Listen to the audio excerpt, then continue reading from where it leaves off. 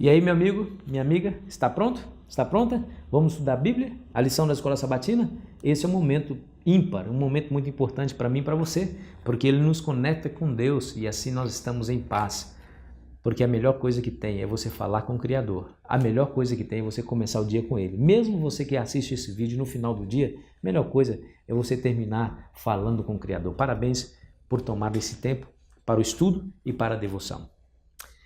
Deixa eu fazer uma pergunta para você. Como deveria ser o relacionamento do cristão para com as leis do governo? Se o governo for corrupto, devemos obedecê-lo? O que você acha? Aliás, o que a Bíblia diz sobre isso? Acompanhe o tema de hoje, que é o cristão e o Estado.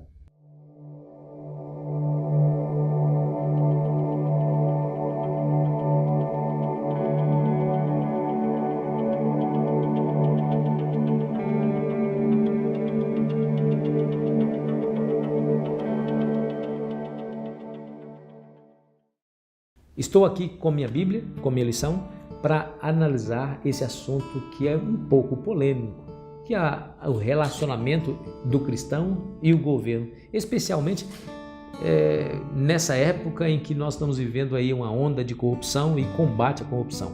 Como deve ser o nosso relacionamento com o governo?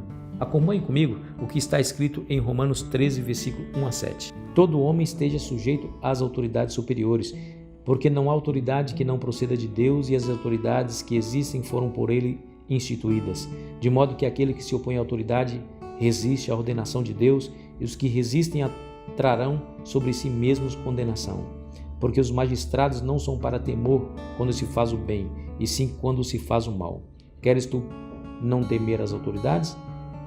Faz o bem e terás o louvor dela, visto que a autoridade é ministro de Deus para o teu bem. Entretanto, se fizeres o mal, teme, porque não é sem motivo que ela traz a espada, pois é ministro de Deus, vingador para castigar o que pratica o mal.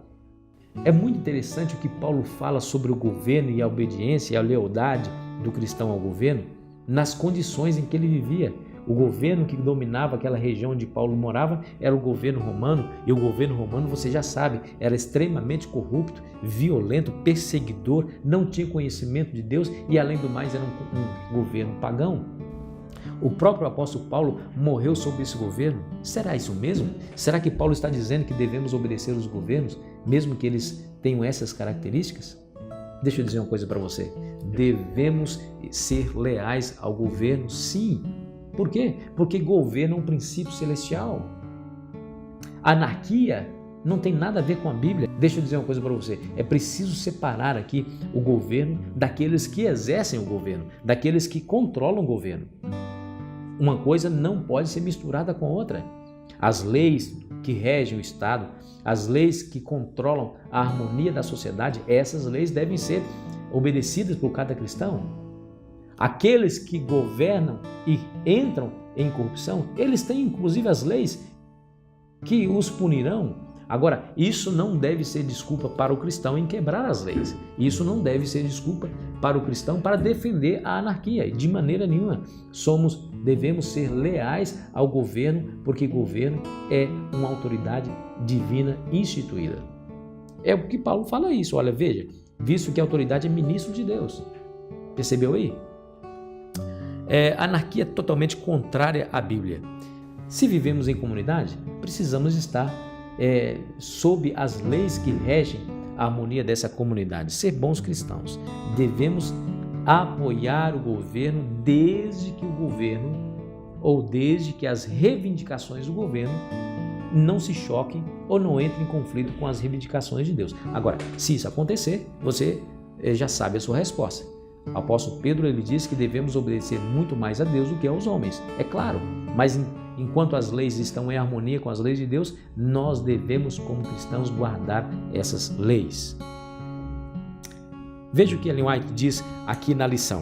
Ellen White diz o seguinte: cumpre-nos reconhecer o governo humano como instituição designada por Deus e ensinar a obediência a ele como um dever sagrado dentro de sua legítima esfera. Mas, quando as suas exigências se chocam com as reivindicações de Deus, temos que obedecer a Deus, de preferência aos homens. Não se exige que desafiemos as autoridades.